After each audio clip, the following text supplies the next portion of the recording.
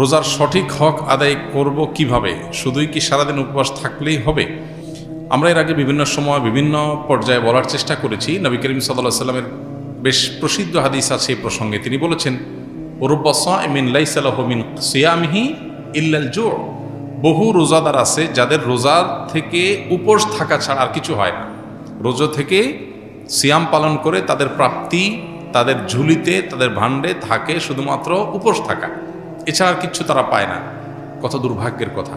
কষ্ট করে রোজা রাখলাম, কিন্তু উপোস থাকাই হলো, আল্লাহর কাছে কোনো কিছু গেল না। এটা সবচাইতে হতভাগা মানুষদের কথা। তো এই জন্য রোজা যেন অর্থবহ হয়, সেটা যেন শুধু উপোস থাকা না হয়। সিয়াম যেন আল্লাহর কাছে আমাকে প্রিয় পাত্র করে দেয়, সিয়াম যেন আমাকে জান্নাতের উপযুক্ত করে দেয়, রাইয়ান দিয়ে জান্নাতে প্রবেশ করার উপযুক্ত করে। সেজন্য সিয়াম রেখে আমাদেরকে তাকওয়া চর্চা করতে হবে। নবী করিম সাল্লাল্লাহু আলাইহি ওয়াসাল্লামের আরেকটা হাদিস আছে, তিনি বলেছেন, মাল্লাম ইয়াদা কাওলা যুরি ওয়াল আমাল বিহি ওয়াল জাহল ফালাইসা লিল্লাহি হাজাহ আন ইয়াদা তাআমাহু ওয়া শারাবাহু। যে ব্যক্তি রোজা রেখে অনর্থক অহেতুক কাজকাম ছাড়লো না, এই যে মোবাইল টিপাটিপি, ফেসবুক, ইউটিউবে অহেতুক সময় নষ্ট করা করি, এগুলো যে ছাড়লো না, যে ব্যক্তি মিথ্যা কথা বলা ছাড়লো না, মিথ্যা কাজ ছাড়লো না, আবার রোজা রাখলো, এই ব্যক্তির এই উপোস থাকায় আল্লাহর কোনো ঠেকা পড়ে নাই। এই জন্য রোজা রেখে কোনো প্রকার গুনাহ না করা, বিশেষ করে চোখের গুনাহ, মুখের গুনাহ এবং সময় নষ্ট না করা, মিথ্যা প্রতারণা, এসব কিছু না করা, এটা হলো রোজার অন্তর্নিহিত শক্তি।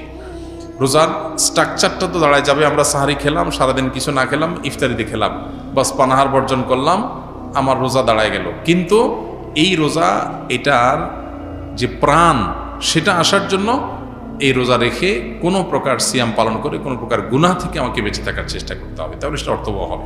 আল্লাহ আমাদের সবাইকে সেই তৌফিক দান করুন। এই চ্যালেঞ্জটাতে আল্লাহ তাআলা আমাদের সবাইকে বিজয়ী হওয়ার তৌফিক দান করুন। রমজান মাসে কোন কোন কাজগুলো করলে রোজা ভাঙবে এবং সেগুলোর কাফারা হিসেবে কি দিতে হবে? পান, আহার অথবা এই বিষয়গুলো সাধারণত রোজা ভঙ্গকারী হয়। ইচ্ছাকৃত যদি রমজান মাসে মানুষ রোজা ভেঙে ফেলে, রেখেছে ভেঙে ফেলেছে, তাহলে সেক্ষেত্রে করে ফেলেছে, খেয়ে ফেলেছে, পানাহার করেছে, তাহলে ওই রোজার জন্য ফুকাহে আহনাফের ফতোয়া অনুযায়ী একটা রোজা কাজা যেহেতু ভেঙে ফেলেছে, আর 60টা রোজা টানা কাফারা রাখতে হবে, মোট 61টা। এই টানা নির্বিচ্ছিন্ন রাখতে হবে, মাঝখানে যদি গ্যাপ দেয় আবার শুরু থেকে রাখতে হবে। আর অন্য উলামা ইকরাম, হাম্বলি মাযহাবের উলামা ইকরাম, তাদের দৃষ্টিভঙ্গি হলো কারণে যদি রোজা ভাঙে তাহলে কাফারা, আর না হলে শুধু কাজা। তবে একটা হাদিস আছে, নবী সাল্লাল্লাহু আলাইহি ওয়াসাল্লাম বলেছেন, কেউ যদি রোজা রাখার পর ভেঙে ফেলে, সারা বছর রোজা রাখলেও ও রমজানের ওই রোজার পরিপূর্ণ মর্যাদা এটা রিকভার করা সম্ভব না। দায় মুক্তি হবে, কাজা এবং কাফারের মাধ্যমে দায় মুক্তি হবে, মর্যাদা এটা হাসিল হবে না। রোজা মানেই তো নিয়ন্ত্রণ। গোটা পৃথিবীতে যত অন্যায় হয়, এই অন্যায়গুলো মৌলিকভাবে যে কয়েকটা কারণে হয়, তার ভিতরে দুটি কারণ হলো মেইন। একটা হলো মানুষের ক্ষুণ্ণবৃত্তির জন্য, আর এটা হলো পেটের চাহিদা পূরণ করার জন্য মানুষ যত অন্যায় করে। এই জন্য রমজান এই দুইটাকে নিয়ন্ত্রণ করতে বলছে, পানাহার এবং এগুলো যদি নিয়ন্ত্রণ করার ট্রেনিং নেয় মানুষ, তাহলে যেখানে সেখানে এগুলোর জন্য সে নিজের আদর্শ বিকিয়ে দিবে না। তো এই চেষ্টাটা আমাদের সর্বোচ্চ পর্যায়ে করা উচিত। এবং কাফারা দেওয়া 60টা রোজা সহজ বিষয় না, টানা রাখতে হয়, এটা অনেক কঠিন কাজ। এই জন্য রমজানের রোজা যাতে কোনো অবস্থাতে বিনা ওজরে না ভাঙা হয়। হ্যাঁ, কেউ অসুস্থ হয়ে গেছেন, ভেঙে ফেলেছেন, তার কথা ভিন্ন। যারা রমজান মাস পেয়ে গুনাহ মাফ করাতে পারলো না, তাদের পরে ইসলাম কি শাস্তির কথা উল্লেখ করা হয়েছে? কোনো বিশেষ শাস্তি তো না, তবে হাদিস আমরা শুনেছি নবী সাল্লাল্লাহু আলাইহি ওয়াসাল্লাম থেকে বিভিন্ন ভাষায় হাদিসটি বর্ণিত হয়েছে। মূল জিনিস একই, বাউদামান আদরাকা রমাদান ওয়া লাম ইয়াগফিরুল্লাহ। কেউ রমজান পেল কিন্তু গুনাহ মাফ করাতে পারলো না, তার জন্য ধ্বংসের বদদোয়া করেছেন জিবরিল। নবী সাল্লাল্লাহু আলাইহি ওয়াসাল্লাম বলেছেন আমিন, আমি এটাকে সমর্থন করি। তার মানে জিবরিলের দোয়াতে নবী সাল্লাল্লাহু আলাইহি ওয়াসাল্লামের সমর্থন, এই দোয়া তো বিফলে যাবে না। তার মানে রমজান পেয়েও যদি আপনি মাফ না পান, তাহলে ধ্বংস কেউ ঠেকাতে পারবে না। এটা চরম একটা দুর্ভাগ্যের বিষয়। এজন্য রমজান মাসে যে কোনো মূল্যে আমাদের এই অর্থাৎ আল্লাহর কাছ থেকে মাগফিরাত পাওয়ার চেষ্টাটা আমি প্রত্যাশা অনুযায়ী আমি পাবো, সেরকম আল্লাহর কাছে প্রত্যাশা রাখার মতো করে ইবাদতবন্দি করা দরকার এবং মাগফিরাত কামনা করা দরকার। রমজানকে সঠিক পরিকল্পনার মাধ্যমে কিভাবে কাটাতে পারে অনুগ্রহ করে বলবেন? দুটি পরিকল্পনার কথা আমরা আজকে বলেছি। আবার রিপিট করছি, নাম্বার 1, মোবাইল ফোন নিয়ন্ত্রণ করে ফেলেন। রমজান মাস কোনো স্মার্টফোন ব্যবহার করবেন না, নেট কানেকশনের সাথে সংযুক্ত থাকবেন না। যাদের নেটেই কাজ, নির্দিষ্ট সময় কাজের সময় করবেন, এরপরে টোটালি বন্ধ করে দিবেন। বাসার রাউটার বন্ধ করে দিবেন, নির্দিষ্ট সময় চালিয়ে বাকি সময় বন্ধ করে রাখবেন। ডিসিশন নেন, দেখবেন আপনার রমাদানের অন্য 10টা 20টা প্রস্তুতির চাইতে এই একটা প্রস্তুতি আপনার রমাদানকে অনেক বেশি অর্থবহ করে দিবে ইনশাআল্লাহ। দ্বিতীয়ত, রমজান মাসে আনহেলদি, অস্বাস্থ্যকর এবং আমাদের জন্য ক্ষতিকর এবং অপ্রয়োজনীয় অতিরিক্ত খাবার গ্রহণ করা থেকে রমজানে বিরত থাকেন। 2টা জিনিস, এই 2টা জিনিস যদি সঠিকভাবে করেন, আমার বিশ্বাস আপনার রমাদানকে আপনি অনেক সুন্দরভাবে কাটাতে পারবেন। এবাদত বন্দেগীতে আপনি স্বাদ পাবেন, তৃপ্তি পাবেন, স্পিরিচুয়াল যে আধ্যাত্মিক যে একটা প্রেরণা, শক্তি, এটা পাবেন। এই যে চোখের জেনা হয় সোশ্যাল মিডিয়াতে, এই যে আপনার ডোপামিন সোশ্যাল মিডিয়াতে একটার পর একটা আনন্দ, বেদনা, হাসি, খুশি, বেদনা, বিভিন্ন ইস্যুগুলো আমাদের মনোযোগকে বিভিন্নভাবে বিক্ষিপ্ত করে ফেলে। এরপর ইবাদতে মনোযোগ হয় না, না তারাবিতে মজা পাই, না রোজাতে, না তাহাজ্জুদে, না দোয়াতে, না তেলাওয়াতে কোনো মজা পাই। এগুলো থেকে আপনার সঠিক সুফলটা পেতে হলে আপনাকে নিয়ন্ত্রণ করতে হবে 2টা জিনিস। অনেক জিনিসের খোলাসা 2টা জিনিসের মধ্যে চলে আসবে। অতিরিক্ত খাদ্য গ্রহণ, অস্বাস্থ্যকর খাদ্য গ্রহণ না করে পরিমিত ভালো খাবার গ্রহণ করেন, স্বাস্থ্য ভালো থাকবে, ভেতর থেকে শক্তি পাবেন। আর খাবার যখন এলোমেলো হবে, ওইটা মানুষের আধ্যাত্মিক শক্তিকেও ধ্বংস করে দিবে। এবং তার সাথে মোবাইল ফোনের নিয়ন্ত্রণ, এই 2টা জিনিস ডিসিশন নেন এবং আপনি লিখে রাখেন, ইনশাআল্লাহ হবে ইদনিল্লাহ আপনার জীবনের শ্রেষ্ঠ রমজান আপনি কাটাতে পারবেন এই 2টা প্ল্যান করার মাধ্যমে। আল্লাহ আমাদেরকে তৌফিক দান করুন। হিম্মত লাগে এটার জন্য, সৎসাহস লাগে। আমার একটি নবজাতক শিশু রয়েছে, আমি কি রোজা রেখে তাকে খাওয়াতে পারবো বা রোজা না রাখলে কি সমস্যা হবে? রোজা রেখে বাচ্চাকে তো খাওয়াতে কোনো সমস্যা নেই, রোজা রেখে তো নিজে খেতে অসুবিধা, বাচ্চাকে খাওয়াতে কোনো অসুবিধা নেই। তবে কোনো মা যদি রোজা না রাখেন, বাচ্চাকে খাওয়াতে হবে সেজন্য, তো সেটা জায়েজ নাই। এতটুকু ঠুনকো অজুহাতে রোজা না রাখার সুযোগ নাই। বাচ্চাকে আপনি খাওয়াবেন, দুধের বাচ্চা যদি হয়, দুধের বাচ্চা দুধ একটু কম পাবে, তাতে বাচ্চা মারা যাবে না। প্রয়োজনে আপনি দিনের বেলায় একটু বেশি ঘুমিয়ে থাকেন বাচ্চা সহ, লাইফস্টাইলটা চেঞ্জ করেন, রাতের বেলা একটু বেশি সময় জেগে থেকে কাজ করেন, যাদের দিনের বেলাতে রোজা রাখার কারণে দুধ কম আসে। বিভিন্নভাবে আমরা এটা রিকভার করতে পারি, বিকল্প খাবারের ব্যবস্থা করতে পারি। হ্যাঁ, কোনো রাস্তা যদি না থাকে, মরণাপন্ন হয়ে যায়, আল্লাহ না করুক, এরকম রিস্ক করলে তখন রোজা না রেখে অন্য সময় রোজা রাখার সুযোগ আছে। রোজা অবস্থায় কোনো ব্যক্তি যদি সফরে বের হয়, তাহলে তার বিধান কি? সফরে বের হলে মুসাফির রোজা রাখবে নাকি রাখবে না? সফরের দূরত্ব যদি হয়, মুসাফির যদি হয়, এই ব্যক্তি রোজা রাখা বা না রাখার ক্ষেত্রে স্বাধীন। শরীয়ত তাকে রোজা রাখতে বাধ্য করে না। তবে যেই রোজা সফরের কারণে রাখা হবে না, সে রোজা রমজানের পরে রেখে দিতে হবে এবং এর কারণে তার কোনো গুনাহ হবে না। আল্লাহ বলেছেন, ফামান কানা মিনকুম মারিদান আও আলা সাফারিন ফাইদ্দাতুম মিন আইয়ামিন উখর। যে ব্যক্তি অসুস্থ হবে, সফরে থাকবে, তার অন্য সময় রোজা রেখে দিলে সেটা তার জন্য রোজা হিসেবে যথেষ্ট হবে। তবে কেউ যদি সফরে তার কষ্ট না হয়, স্বাভাবিক, তাহলে তিনি রোজা রাখবেন, রাখতে পারেন, রাখা ভালো। আর যদি কারোর কষ্ট হয়, তার জন্য বরং কষ্ট না করে, সফরে আল্লাহ সুযোগ দিয়েছেন যেহেতু, সে অপশন নিতে পারে, নেওয়া উচিত। নবী সাল্লাল্লাহু আলাইহি ওয়াসাল্লাম থেকে এটা প্রমাণিত এবং এটাতে কোনো হেজিটেশন করা উচিত না। হ্যাঁ, অনেকে এমন আছেন যে রমজান পরে আমার আর রাখা কঠিন, কাজা রাখার সুযোগ হয় না, হবে না, তাহলে আমার কষ্ট হচ্ছে না, তাহলে তার জন্য রাখা উত্তম। কিন্তু সফর অবস্থায় শরীর আমাদেরকে রোজা রাখতে বাধ্য করে না। আমরা চাইলে রাখতে পারি, চাইলে ভাঙতে পারি, কিন্তু যেটা ভাঙবে সেটার বিনিময়ে যতগুলো ভাঙবে ততগুলো আবার রমজানের পরে রেখে দিতে হবে। এরপরে প্রশ্ন হলো, বাবা তার একমাত্র কন্যাকে জীবদ্দশায় সব সম্পদ লিখে দিতে চাইলে ইসলাম শরীয়তের দৃষ্টিকোণ থেকে কোনো বিধিনিষেধ আছে কিনা? খুবই গুরুত্বপূর্ণ একটি প্রশ্ন। আমাদের সমাজে যাদের একটি বা দুটি মেয়ে, কোনো ছেলে সন্তান নাই, সে সমস্ত বাবারা বেশিরভাগ ক্ষেত্রেই এই ধরনের কিছু একটা করে যেতে চান যে আমার সম্পদ যেহেতু আছে, এই সম্পদ মেয়েকে সব লিখে দিয়ে যায়। কারণ কেন লিখে দিয়ে যেতে চান? কারণ বাবার মৃত্যুর পর মেয়েরা সম্পদ পাবে নির্দিষ্ট হারে। অবশিষ্ট সম্পদ দেখা যায় যিনি মারা গেছেন, তার ভাই বোন, তার ভাতিজা, যাদেরকে ফারায়েজের ভাষায় আসাবা বলা হয়, অর্থাৎ কোরআন এবং হাদিসে যাদের জন্য নির্দিষ্ট হিস্সা ঠিক করা আছে, এরা বাইরে এদের ছাড়া যারা আছে তাদেরকে আসাবা বলা হয়। এই আসাবারা পেয়ে যাবে। আত্মীয়র একটা বিশেষ ক্যাটাগরিকে আসাবা বলা হয়। কোনো মানুষের মৃত্যুর পর এটা শুধুমাত্র যারা কন্যার বাবা তাদের জন্য না, সবার জন্য প্রযোজ্য তাদের সম্পদ, পরিত্যক্ত সম্পদ যা তারা রেখে দুনিয়া থেকে যাবেন, সেই সম্পদের নির্দিষ্ট হারে যার যার হিস্সা আছে সেটা দেওয়ার পর যদি কিছু থেকে যায়, এটা আসাবাদের মধ্যে বন্টন হবে। এটাই হলো আল্লাহর নির্দেশনা।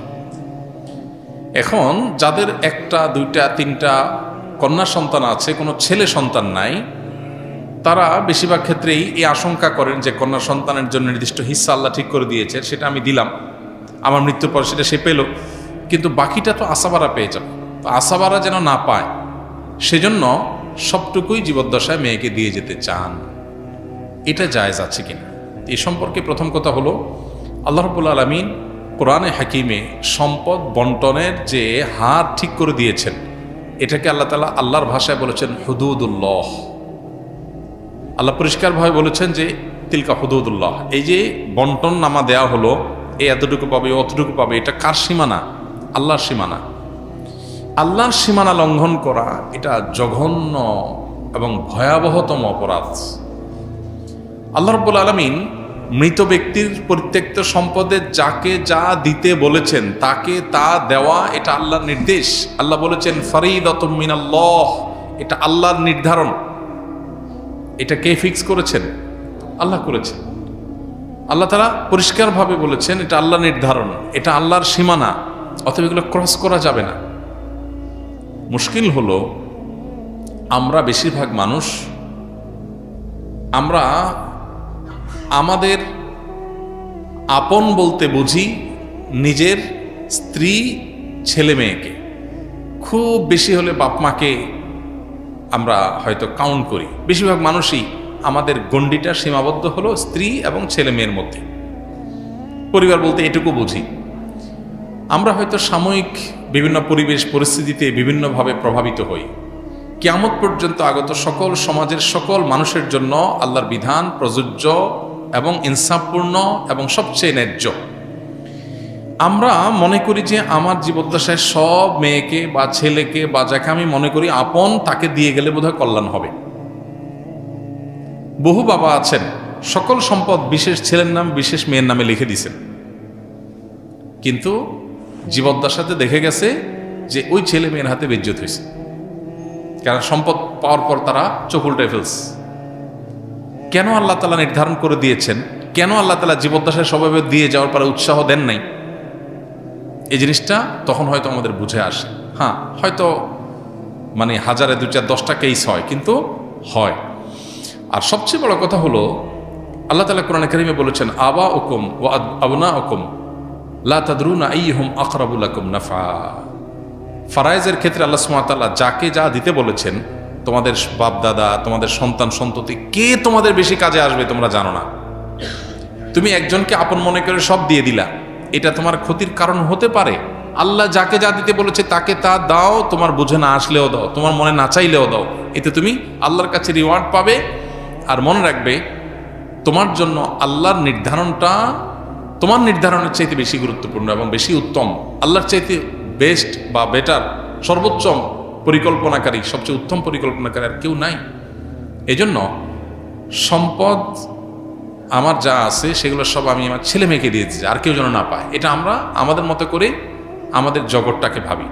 পৃথিবীতে আমার টিকে থাকা, আমার বেঁচে থাকা, আমার জীবদ্দশায়, আমার মৃত্যুর পর আমার কল্যাণকামিতার জায়গা শুধু ছেলে মেয়েই করবে তা না। এরকম বহু মানুষ আছে যে তারা ছেলে মেয়ে না, দেখা যায় জামাই অনেক কদর করে। অনেকে আছে ছেলেকে সব দিয়ে যায়, মেয়েদেরকে দিতে চায় না, পরের বাসায় চলে যাবে। এই জন্য দেখা যায় যে শেষ পর্যন্ত জামাই এবং মেয়ে তারাই তার সবচেয়ে বেশি কেয়ার করে। অহরহ এই ধরনের কেস আপনি খুঁজে পাবেন প্রিয় ভাইরা আমার। এই জন্য আমাদের গণ্ডিটা শুধুমাত্র আমাদের সন্তানদের মধ্যে সীমাবদ্ধ, এটা আমাদের দৃষ্টিভঙ্গির সংকীর্ণতার কারণে হয়। ইসলাম আমাদেরকে এত সংকীর্ণ জীবন দেখতে বলেনি। আমরা বেঁচে থাকার জন্য শুধু আমাদের সন্তান ছেলে মেয়ে যথেষ্ট না, একটা সমাজের অনেক মানুষের প্রতি আমাদের দায় আছে, অনেক মানুষের অবদান আছে, প্রত্যক্ষ পরোক্ষ বিভিন্নভাবে। এই জন্য আমার সকল সম্পদ শুধু আমার ছেলে মেয়েই পাবে আর কেউ পাবে না, এটা অতি স্বার্থপরতার চিন্তার জায়গা থেকে হয়। আর মনে রাখা দরকার, সন্তানকে সম্পদ দিয়ে গিয়ে ধনী বানানো যায় না। আল্লাহ তাআলা যদি ধনী না বানান, আপনি সকল সম্পদ দেওয়ার পর ওটা ফকির হয়ে যাবে।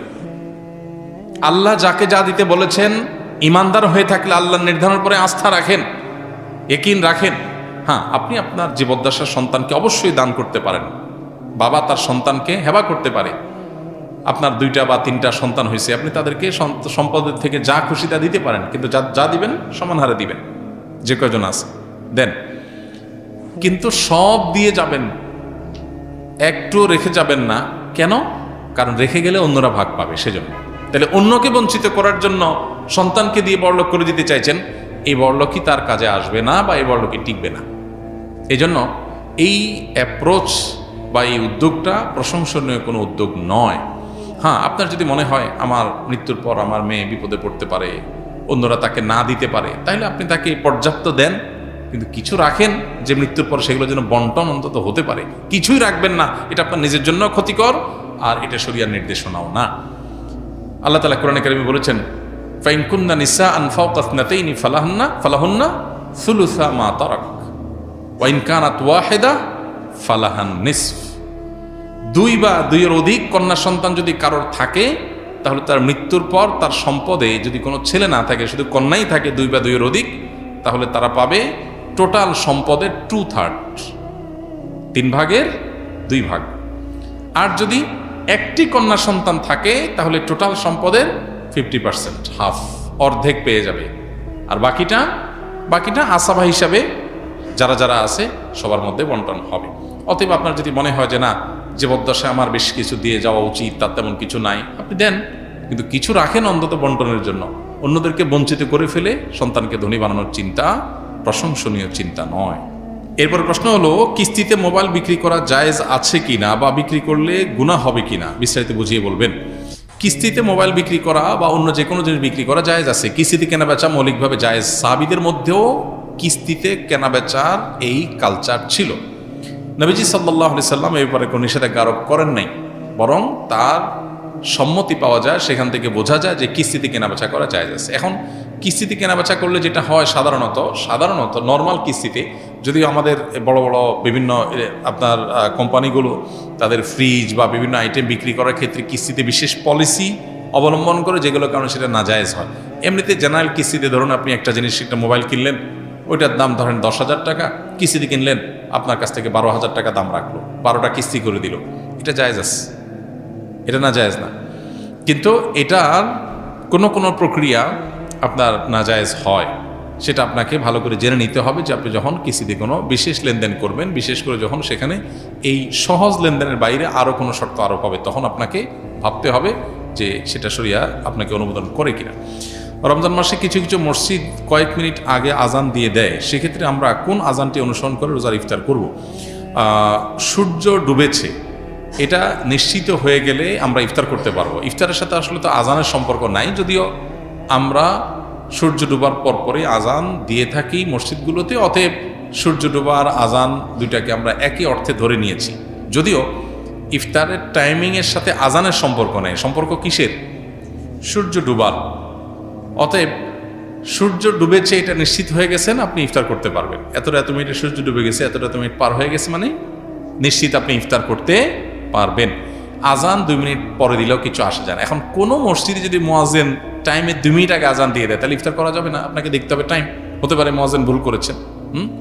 অতএব নির্দিষ্ট টাইম যত মিনিটে সূর্য ডুবে তখন আমাদেরকে ইফতার করতে হবে। সাধারণত সূর্য ডুবার যে টাইম তার আগে আজান কেউ দেয় না, যদি দেয় সেটা ভুলে দিয়েছে, অ্যাক্সিডেন্টলি হতে পারে। অনেকে দেখা যায় হাফেজকে রমজান আসলে ভালো হাদিয়া পাওয়া, মানে কোনো হাফেজকে দেখা যায় রমজান আসলে ভালো হাদিয়া পাওয়ার উদ্দেশ্যে বড় বড় মসজিদ খুঁজতে থাকে যাতে ভালো হাদিয়া পেতে পারে। এটা কতটুকু জায়েজ আছে? ভাই, রমজান মাসে তারাবির নামাজের ইমামতি করে তারাবিতে মানুষকে কোরআন তেলাওয়াত শুনিয়ে তার বিনিময় গ্রহণ করাকে ওলামা ইকরাম নাজায়েজ বলেছেন। এটা সর্বজন বিদিত। মূলত কোনো ইবাদতের বিনিময় নেওয়া যায় না, কোনো ইবাদতের কোনো নেকামলের বিনিময় নেওয়া যায় না। কয়েকটা বিষয়কে সারা বিশ্বের সব ওলামা ইকরাম অলমোস্ট এজমা ঐক্যমত্য পোষণ করেছেন যে কয়েকটা জিনিস এর মধ্যে এক্সেপশন, কয়েকটা জিনিস সম্পূর্ণ এই মূলনীতির বাইরে। তার মধ্যে একটা হলো 5 ওয়াক্ত নামাজের ইমামতি, মুয়াজ্জিনি, মসজিদের খেদমত, কারণ এগুলো মিন শাআইরিদ দ্বীন।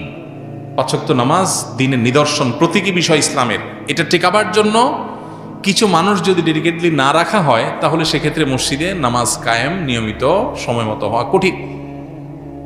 এবং একটা মানুষ অন্য 10টা কাজ করবে, পাশাপাশি সে মসজিদে 5 ওয়াক্ত এরকম দায়িত্ব পালন করবে, এটা সহজ না। তো এই জন্য এটা একটা নিরুপায়। আরেকটা হলো মানুষকে দ্বীনি শিক্ষা দেওয়ার জন্য ওয়াজ নসিহত, তালিম, তরবিয়ত, শিক্ষকতা, মুদাররিসি, এগুলো দ্বীনি কাজ, এগুলোর বিনিময় নেওয়া মৌলিকভাবে জায়েজ নাই। কিন্তু এটাও সর্বসম্মতিক্রমে উলামায়ে কেরামের এক্সেপশনের মধ্যে রয়েছে, অর্থাৎ জায়েজ। কেন? কারণ দ্বীনি ইলমের চর্চা যদি না থাকে, দ্বীন থাকবে না, এবং এটার জন্য ডেডিকেটেড মানুষ না থাকলে এটা টিকা থাকা কঠিন। এই জন্য এখানে বিনিময় নেওয়া জায়েজ। তো এরকম যেসব বিষয়গুলো আছে, তারাবির নামাজে কোরআন তেলাওয়াত শোনা, এটা সেই আইটেমের মধ্যে পড়ে না। এটা একটা সুন্নাহ আমল, এটা ফরজ বা ওয়াজিব কোনো আমল না, বা ইসলামের প্রতি কোনো বিষয় না। যার কারণে এইটার বিনিময় দেওয়া অন্য 10টা আমলের মতোই না জায়েজ। সাধারণ সময় আমরা কোরআন তেলাওয়াত করে দিই, একজন বলি ভাই আমি এক পারা কোরআন তেলাওয়াত করে দিব, আপনি আমাকে 500 টাকা দিয়ে, জায়েজ হবে? আমি ভাই এক পারা কোরআন তেলাওয়াত শোনাবো আপনারে, আপনি আমার 500 টাকা দিয়ে, জায়েজ হবে? জায়েজ নাই। এই জন্যই তো যারা কারি অথবা যারা বিভিন্ন জায়গায় কেরাত পড়েন, বিনিময় নেন, এ ব্যাপারে উলামায়ে কেরামের ফতোয়া হলো এই বিনিময় নেওয়া জায়েজ নেই। জায়েজ হইতে হলে একটু ওয়াজ করতে হবে, তাহলে ওয়াজ নসিহতের বিনিময় হিসাবে নিতে পারে। কিন্তু সলিড তেলাওয়াত করলেন আর বিনিময় নিলেন, কৃষি বিনিময় নিলেন, এটা জায়েজ নাই। তেলাওয়াত একটা নিরেট ইবাদত। আপনি যদি নামাজ পড়ে যায় বলেন যে নামাজ পড়ছি আমার 500 টাকা দেন, তাহলে আল্লাহ কাছে সব পাওয়া যাবে? যাবে না, বরং এটা গুনাহ হবে। তো এই মূলনীতির আলোকে তারাবির নামাজে হাফেজ সাহেবরা আপনার কোরআন কারীমের তেলাওয়াত শুনিয়ে বিনিময় দেওয়া নেওয়াকে উলামায়ে কেরাম নাজায়েজ বলেন। এখন এই ফতোয়ার উপরে আমল আসলে দেশের 1% মসজিদে হয় না। সবাই টাকা দেয় এবং নেয়। এখন এই দেওয়া নেওয়াটা যেন একেবারে নাজায়েজ না হয়, সেজন্য বিভিন্ন ফাঁক ফোকর বের করছে। হাফেজ সাহেবরা এগুলো জানে। এর মধ্যে একটা হলো যে ওয়াক্তিয়া নামাজের ইমাম হয়ে যায়, ঠিক আছে, ওয়াক্তিয়া নামাজের ইমাম হিসাবে নিয়োগ দিলাম, নিয়ে তারা এটার বিনিময় দিলাম, তার ডিউটি দিয়ে দিলাম যে 30 দিনের জন্য আপনি এশার ইমাম, 2 ওয়াক্তের ইমাম, এই 2 ওয়াক্তের বিনিময় আপনাকে দিলাম। তো ঘুরে ফিরে এটা নেয়। এটা আমাদের জন্য দুর্ভাগ্যের বিষয় যে হাফেজ সাহেবরা তারা বিভিন্ন ছলছাতুরি করে তারা মসজিদে তারাবি পড়াইলে তারা হাদিয়া পায়, এছাড়া পায় না। পৃথিবীর বিভিন্ন দেশে, আমাদের দেশের মতো হাফেজের মান এত ভালো না। এরকম বহু দেশ আছে যেখানে হাফেজের অনেক কদর হয়, অনেক কদর হয়। কেন তাদেরকে তারাবি পড়ায় বিনিময় দিতে হবে? হাফেজদেরকে এমনি সম্মানিত করা যায় না? এমনকি তারাবি পড়ালো না একটা হাফেজ ছেলে, ওর তো এমনিতেই সম্মানিত করা উচিত যে সে আল্লাহর কালামকে বহন করছে, আল্লাহর কালামকে সংরক্ষণ করছে, যেটা আমাদের সবার উপরে কর্তব্য, ফরজে কেফায়া, সবার পক্ষ থেকে কেউ আদায় করা কর্তব্য, সেটা সে আদায় করছে। সমাজে মানুষের মধ্যে মানসিকতাটা থাকা দরকার, কিন্তু নাই। আমরা হলাম চাকরি করায় তারপরে টাকা দিব। তো হাফিজ সাহেবদেরকে এমনিতে হাদিয়া দেওয়া উচিত। বাকি হাফিজ সাহেবরা তাদের মধ্যে এই তামাবুল বা টাকা পয়সার নেশা না হয়ে আল্লাহর কালাম বেশি মানুষকে শোনাবো, বড় মসজিদে শোনাবো, বেশি মানুষ শুনবে এবং আমার মধ্যে দায়িত্ববোধ বেশি আসবে, এই চিন্তা থেকে বড় বড় মসজিদে যাওয়ার চেষ্টা করা দরকার। একজন হাফেজ, একজন আলেম বেশি টাকা পাওয়ার উদ্দেশ্যে বড় মসজিদ খুঁজবেন এবং কম্পিটিশন করবেন, বড় মসজিদ না হলে পড়াবেন না, এই জিনিসগুলো তার তাকওয়ার জন্য প্রশংসনীয় কিছু না। কোরআন যিনি বহন করছেন, তিনি যদি কোরআনের শিক্ষাটা বহন না করেন, জুহুদ এবং তাকওয়া যদি তার ভিতরে না ঢুকে, তো এটা হলো কামাসাইল হেমার ইয়াহমিলু আসফারা। গাধার পিঠে অনেক কিছু আছে, গাধা জানে না পিঠে কি আছে। হাফেজ কোরআনে কি বলছে সেটা বোঝে না, সেরকম হয়ে যাবে। আল্লাহ আমাদের হাফেজদেরকে মুত্তাকি হওয়ার তৌফিক দান করুন। আর বাকি যারা মসজিদের দায়িত্বশীল আছেন, সাধারণ মুসল্লি আছেন, তারা হাফেজদের কদর করার তৌফিক দান করুন। এই কদর করার জন্য কিচ্ছু লাগে না। বহু মানুষ আছেন সমাজে, মসজিদে লাখ লাখ টাকা মাসে খরচ করে, তার মসজিদে একটা হাফেজ ছেলে, মাদ্রাসার ছাত্র, গরিব ফ্যামিলি, ওরে 50,000 1 লাখ টাকা একজনে দিয়ে দিতে পারে হাদিয়া। এরকম বহু লোক প্রত্যেকটা মসজিদে শহর অঞ্চলে অন্তত আছে। কিন্তু না, আমাদের কলিজাগুলো অনেক ছোট। ওই তারাবির চান্দা ছাড়া আর কিছু দেওয়ার মানসিকতা আমাদের হয় না। খুবই দুর্ভাগ্যজনক বাস্তবতা। দেশ থেকে তো অনেক ভাতা আছে, হাফেজ সাহেবদের জন্য রাষ্ট্রীয় টাকা থেকে ভাতা দেওয়া উচিত মাসে মাসে। যারা ভালো হাফেজ হবে তাদেরকে প্রণোদনা, যারা তার কোরআনের হামেল হতে পারে, কোরআনের সংরক্ষক হতে পারে। আল্লাহ তাআলা সেরকম পরিবেশ আমাদের গড়ে তোলার তৌফিক দান করুন। গায়বানা জানাজা নামাজ পড়া জায়েজ হবে কিনা? ভাই, এটা আমরা এর আগে বেশ অনেকবার বলেছি। গায়বানা জানাজার এই পদ্ধতিটা রাজনৈতিক পদ্ধতি। গায়েবানা জানাজা মূলত রাজনৈতিক জানাজা। এটা কোন জানাজা? রাজনৈতিক জানাজা, যে লাশ নিয়ে অনেক মহড়া দিতে হবে, অনেক ভোট কালেক্ট করতে হবে, মানুষের ইমেজ ক্যাচ করতে হবে। এই জন্য যত বেশি সম্ভব গায়েবানা জানাজা করো। নবী করিম সাল্লাল্লাহু আলাইহি সাল্লাম গায়েবানা জানাজা পড়েছেন, যার তিনি ছিলেন কে? নাজাশি। ইথিওপিয়ার নাজাশি ভিলেজ, এখনও আছে ভিলেজ, ওই নামেই আছে নাজাশি ভিলেজ, এবং ওনার কবর ওখানে আছে। আমরা যাওয়ার চেষ্টা করেছিলাম, বাট পাশে যেতে পেরেছি, ওখানে যেতে পারিনি। তো নাজাশি বাদশাহ তিনি ইসলাম গ্রহণ করেছেন, কিন্তু তিনি যেখানে মারা গেছেন সেখানে কোনো মুসলমান ছিল না, তার জানাজা হয়নি, তাকে দাফন করা হয়েছে খ্রিস্টানদের পদ্ধতিতে। নবী সাল্লাল্লাহু আলাইহি সাল্লাম তখন মদিনা থেকে তার গায়েবানা জানাজা পড়েছেন, কারণ তার জানাজা হয়নি। এই জন্য ফুকাহা একরাম বলেন, কারোর যদি কোনো মুসলমানের কোথাও মৃত্যু হয়েছে, সেখানে জানাজা হয় নাই, তাহলে দূর থেকে অন্য মুসলমানরা তার জানাজা গায়েবানা পড়বে, এটা ঠিক আছে। কিন্তু একটা আস্ত জানাজা হয়েছে, এখন আরো 500 জানাজা পড়তেছেন, কি গায়েবানা জানাজা, এটা শরিয়া অনুমোদন করে না। এটা হলো রাজনৈতিক জানাজা, এটা শরিয়ার জানাজা না। এরপরে প্রশ্ন হলো, শবে বরাতে কি বিশেষ কোনো ফজিলত আছে? এটা আমরা এর আগে ভাই গত সপ্তাহে বলেছি, তার আগেও বলেছি। শবে বরাতে আল্লাহ তাআলা হিংসুক এবং মুশরিক ছাড়া বাকিদেরকে সাধারণ ক্ষমা ঘোষণা করেন। অতএব সাধারণ ক্ষমার ঘোষণার কথা হাদিসে সাব্যস্ত রয়েছে, এবং এ সম্পর্কে আরও অনেকগুলো হাদিস আছে যেগুলো দাইফ, সবগুলোকে একত্র করলে এ রাতের ফজিলত সাব্যস্ত হয়। পুরোপুরি কোনো ফজিলত নাই, এটা বলাটা সঠিকতার নিকটবর্তী না, বরং ফজিলত কিছু না কিছু ফজিলত সাব্যস্ত হয়। কিন্তু আমরা আবার এটাকে যতটা ঘটা করি বা যারা পালন করি তারা আবার এত বেশি পালন করি যে এটাকে লাইলাতুল কদরের চাইতেও গুরুত্বপূর্ণ রাত বানিয়ে ফেলেছে। অতএব শবে বরাত বা লাইলাতুন নিসফ মিন শাবান যেটাকে বলছি আমরা শবে বরাত, এটা বাড়াবাড়ি এবং ছাড়াছাড়ির কবলে পড়ে গেছে। কেউ এটা নিয়ে করে বাড়াবাড়ি, আর কেউ করে ছাড়াছাড়ি।